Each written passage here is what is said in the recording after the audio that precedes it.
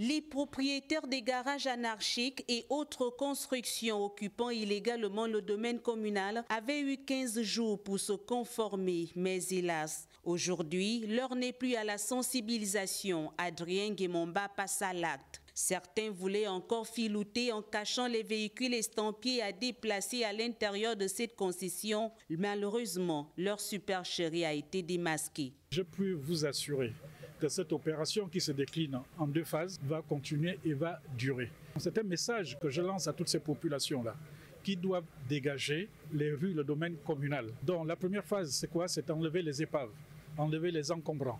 Et la deuxième phase sera la casse de tout débordement sur le domaine communal. Ce qu'on fait, ce n'est pas d'abord pour l'hôtel de ville, c'est d'abord pour les populations. J'ai un locataire ici, monsieur Donatien. J'ai toujours parlé de ce problème des huiles de moteur. On a demandé à ce qu'on prenne les huiles de moteur, nous pouvons les mettre dans les fûts et non au sol, parce que ça fait la pollution. C'est la deuxième semaine que le maire passe. Il va justement payer des bassaments.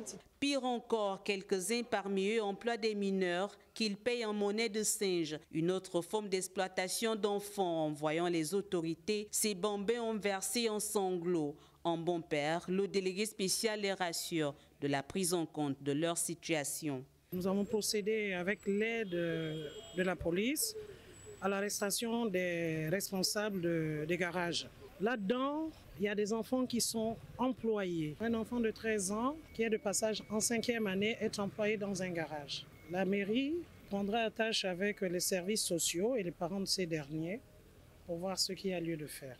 Cette phase répressive a démarré par les quartiers Estéfo et Vallée Sainte-Marie. Les prochains jours s'annoncent palpitants pour ces opérateurs économiques récalcitrants.